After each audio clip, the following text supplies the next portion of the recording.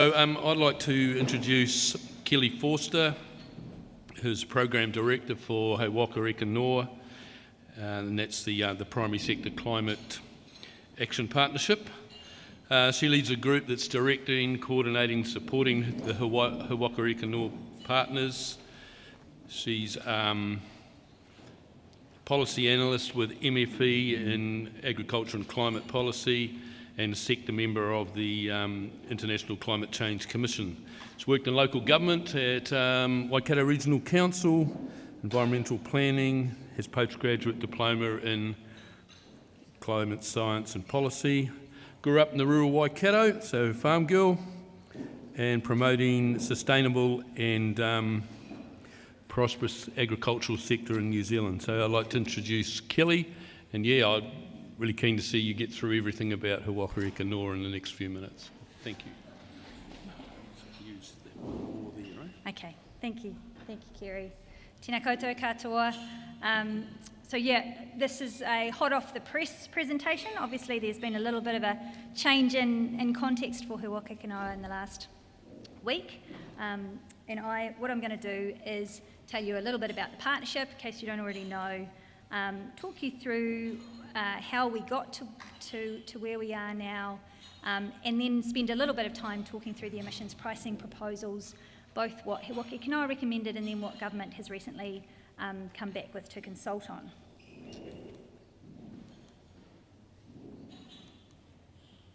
So the He Waka Eke Noa Primary Sector Climate Action Partnership is made up of 13 partners.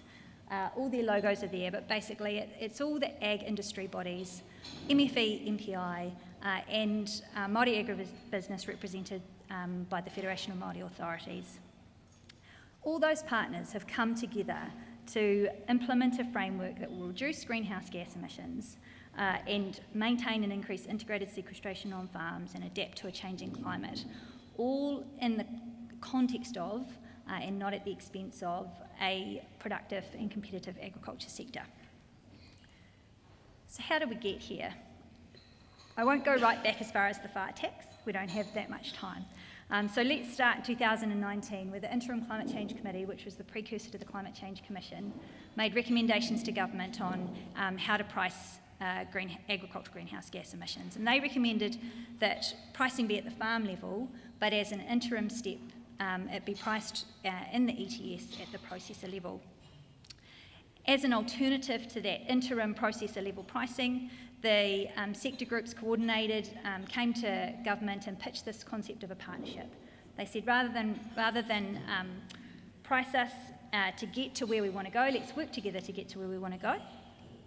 And that partnership was forged in October and around some really key agreed milestones. And there were checks and balances in place that can kind of satisfy what government needed as well as what the sector partners were trying to do. Core to those milestones was what you were probably all really familiar with in terms of a behaviour change framework. You need to know what you're managing, you need to measure what you're managing, so you need to know your GHG numbers, you need to know what drives them, you need to know what levers you can pull to change them, and then you also need an incentive to act. So pricing was a part of that, and one of the key milestones was the collaborative design of a pricing system, but it was one part of a much broader behaviour change framework that the partnership encapsulates. So in terms of the non-pricing milestones, there were milestones around farmers knowing their numbers and greenhouse gases being included in farm plans. And before I go into more detail around the pricing stuff, I'll just give you a bit of a snapshot of where we're at in terms of those know your numbers, have a plan milestones. So in terms of know your numbers, at last count, 75% of farmers have got their GHG numbers. So partners have, over the last couple of years, developed new calculators. There were existing calculators, but beef and lamb, for example, developed one that was tailored for the beef and lamb sector. FAR tailored one that was suitable for the arable sector.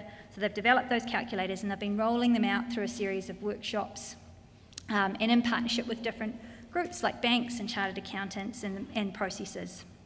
The dairy processors have been supplying numbers to their suppliers directly, and that's all built into their Dairy Tomorrow strategy. So 75% of farmers know their GHG numbers, which is a pretty significant shift from surveys that were done around 2017, where around 5% of farmers knew what their GHG numbers were. Then on the farm planning side, one of our first milestones was to develop guidance for farm planning. So we did that in 2020. We've updated that since to include adaptation and more about integration with freshwater. Then existing farm plan programs like Fonterra's Tiaki, Sinlay, Beef and Lamb's farm plan program, FARS, have incorporated that greenhouse gas guidance into their existing farm plan programs and have been rolling that the GHG module out over the last couple of years. So at last count, we had 35% of farmers that have got greenhouse gases included in their farm environment plans. You can find more detail around progress on those milestones in our latest progress report, which is on our website.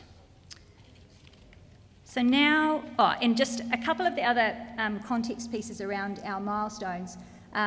It was set right from the start of the partnership that the Climate Change Commission would review our progress against those milestones, and if progress was insufficient, there was this ETS backstop, the naughty stick, that would come in if we didn't deliver.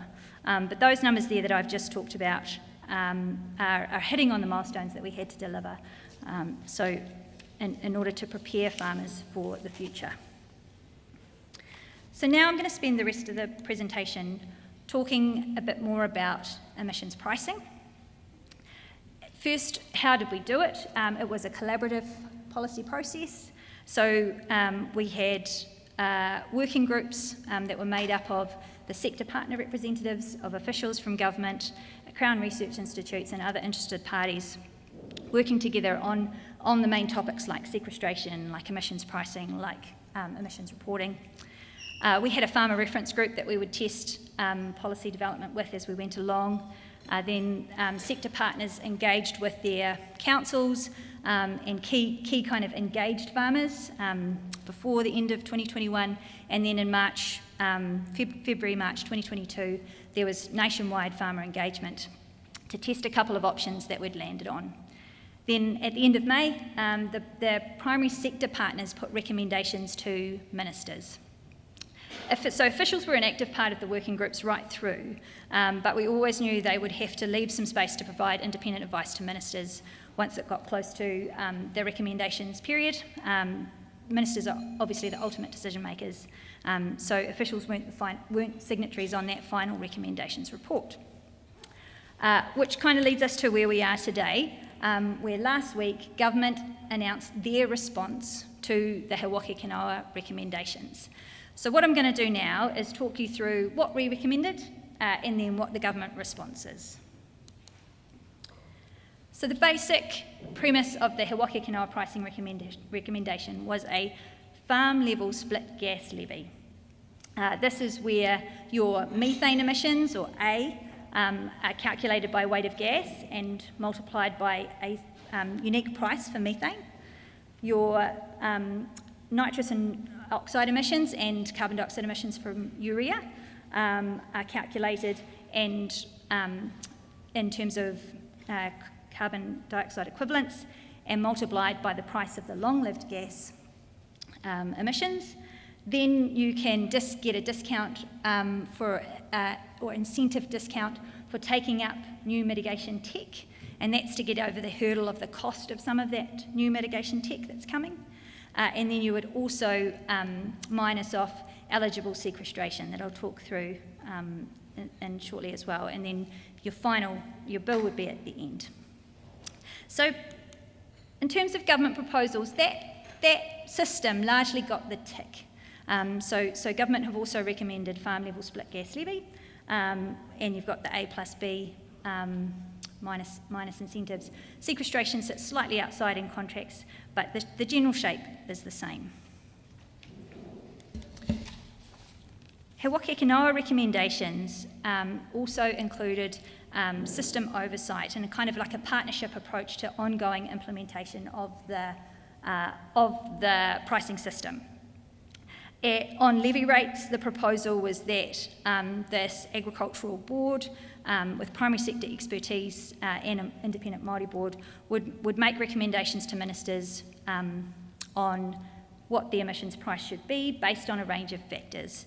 And those factors were trajectory towards targets, mitigations available and their cost, impacts on international competitiveness and global emissions, impacts on rural communities. The ministers always made the final decision. In terms of government recommendations, and we also recommended that that agriculture sector body have oversight over the investment of any levy revenue. So government have agreed with that part, that the oversight body should set the strategy and direct investment in levy revenue, but as far as recommending the levy rates and against those factors, they've recommended that the Climate Change Commission provide advice to ministers on what the price is. In terms of who's eligible, of the definitions up there, so 550 stock units, etc., that's a threshold of around 200 tonnes of carbon dioxide equivalents per year. So basically, if you're hitting on 50 dairy cattle or 550 stock units, that's roughly what you're emitting. That covers around 96% of agricultural greenhouse gas emissions, and the remaining 4% come from small lifestyle blocks, etc. It covers around 23,000 farms, this definition, and if you were to go the full gambit and get to 100, then you've got another 23,000 farms there. So it's it's where you get your biggest bang for your buck. In terms of that age-old question, who should report, business owner or landowner, it was recommended business owner, and one of the key reasons for that was to keep that alignment with the freshwater farm planning approach. Although, because the proposals also include sequestration, you needed landowner approval for that, because that's obviously quite tied to the land. We also recommended that farm businesses could form themselves into collectives, and that was recognising that would support a lot of Māori entities working together as a collective, but also non-Māori entities have collectives as well. There'd need to be legal agreements, but if a catchment group could organise themselves, they could participate as a collective.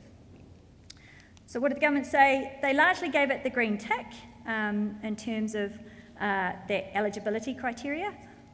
We recommended that fertiliser emissions are calculated at the farm level. The jury's out on that for government, so they're consulting on it at the moment. We said farm level for fertiliser emissions because farmers are going to weigh up feed, stock, fertiliser, so it kind of makes sense to have all that business decision making happening at the same place. But there are downsides in terms of slight increase in admin costs, so government have come out with a question mark on that. And government have also said they're going to start with Māori collectives and then build the option for other collectives over time. In terms of how would emissions be calculated, He Waka Eke Noa recommended there be a single centralised emissions calculator. Because there is a short period of time between now and when the pricing system needs to start in 2025, the recommendation was that that calculation method starts simple and detail gets built in over time. If you're familiar with the He Waka Eke Noa Know Your Numbers milestones, you'll know that we've approved a lot of calculators, up to 11 calculators now. The decision there was that we want to get farmers moving on knowing their numbers. We want to build awareness. Let's not wait for perfect get in the way of good in terms of building that awareness. But there was a lot of variation, or not a lot, there was some variation between the outputs of those calculators. That's okay when you're just learning what your numbers are, and when you're using that same calculator and tracking your direction over time, it's tolerable. But when it comes to actually putting a price on emissions, or as you'll be familiar, regulating anything, you actually need a single point of truth. So there will, but what was important for the He Waka Eke Noa recommendations was there be data interoperability. So farmers, if they're capturing the data that they need for the simple tool in one system, it can be interoperable with this. Government's largely given that approach the green tick.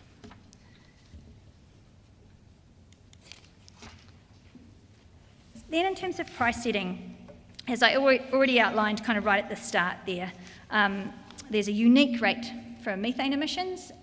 If you're familiar with New Zealand's greenhouse gas emissions targets, we've got different targets for methane and long-lived gases.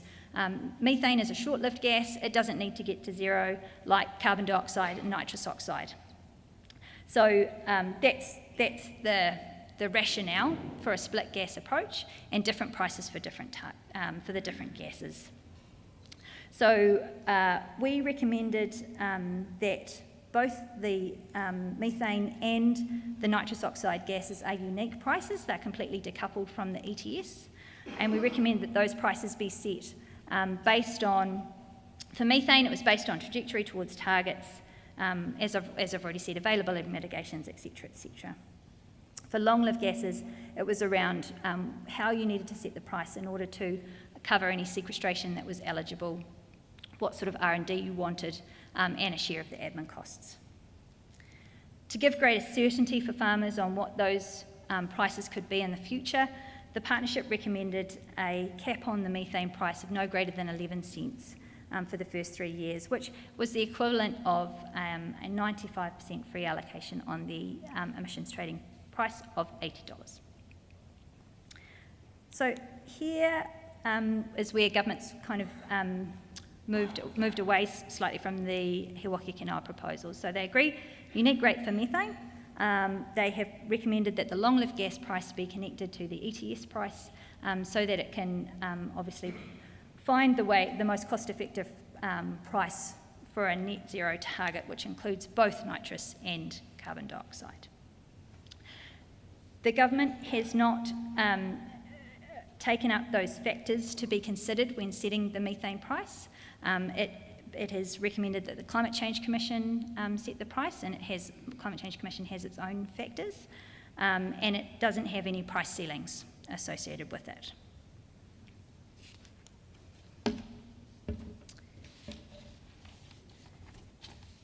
Another one of the key features of the pricing system was this incentive discount mechanism. So it would be netted off the levy cost for approved actions that could deliver measurable emissions reductions.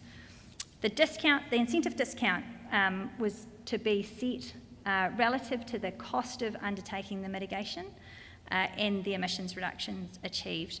The reason why we needed to do that is because the mitigations that are coming on stream are expensive. And if you were to set your price high enough to actually, in and of itself, create an incentive to take that up, you'd put the whole sector out of business in the process of doing that. So in order to keep levy rates low, this incentive discount means that farmers can either pay the levy or do the mitigation. And the mitigations that we've looked at here are things like methane inhibitors, low methane sheep genetics, nitrification inhibitors. So in terms of the low methane sheep genetics, not there yet, but coming close. Low methane sheep genetics is here, and farmers are rolling that out. In terms of the methane inhibitors for dairy, getting close. There is already one that's approved in the EU that's being trialled in New Zealand, and in Fonterra are investing a lot in opportunities there as well. We also recommended levy relief on a case-by-case basis. It had strict criteria, like sequestration had to be prohibited, so that was for some of those kind of high country farms where there are prohibitions around sequestration. The government's largely agreed with that approach, and so there is still a lot of detail to be worked through in that, but they've given it the green light, so we can move forward and work on the detail. One where there's been a lot of noise is sequestration. It's been really critical for farmers all the way along that if we're going to price emissions, we also recognise sequestration. So the partnership looked really carefully at how we could recognise a broad range of sequestration on farm. The eligible sequestration that we recognised was that was established before 2008, and if you had evidence between 2008 and 1990, you could get your total carbon stocks with that. We had to apply the principle of additionality, which means if it was established before 1990, or pre-2008 here, you get the additional sequestration associated with stock exclusion. Those are focused around indigenous planting, and riparians are included in that. We also included an approach for including cyclical vegetation, which includes shelter belts, woodlots, etc. And in terms of government's response, They have agreed to the pre-2008 and the riparian, but have said no to post-2008 because that is eligible to be included in the ETS, even though farmers do have difficulty getting it in the ETS, and they said no to cyclical vegetation because they didn't think the bang was worth the buck. I'm going to skip through some of these now. Levy revenue would be reinvested into R&D and a share of the admin costs. Government said yes to that. As I've said already, getting started in 2025 is no mean feat, so we propose some transition measures, which means starting with a real simple system and building in complexity over time. Government's pretty much said yes to that. In terms of impacts, there are impacts associated with emissions pricing. Both our modelling and government modelling shows that the pricing system can get to achieve emission reduction targets.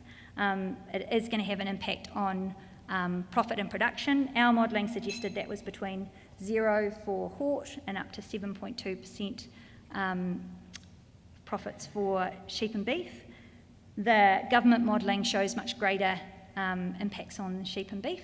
Obviously, if you've been involved in modelling, you know that all modelling is wrong, and a lot of that's to do with the different methodologies and different mitigations that, or assumptions that we've made. But the bottom line is that sheep, beef and deer farms will have a greater impact under an emissions pricing system, and that is due to the basic fact that they don't make as much money off their methane as dairy farms do. So in summary, there's a lot of alignment, but in developing these collaborative recommendations, there is a significant amount of balancing going on with the partners, and you'll see by the sentiment with farmers at the moment that there's not much wriggle room for partners in terms of being able to move further away from where their recommendations were. And so that balance in the government's response has been lost as far as sector partners are concerned. But all the partners are really united and strong, and there's a very significant will to close that gap. So the partners are working closely together to pitch a response back to government on a potential landing place. And I know the government are open to that as well. They want this to work. If you want to know the details, government consultation closes 18th of November. They'll make final decisions early 23. System needs to go by 2025. And the He Waka Eke Noa partnership and partners have an ongoing role in making sure that farmers are well supported to participate in the system. All right.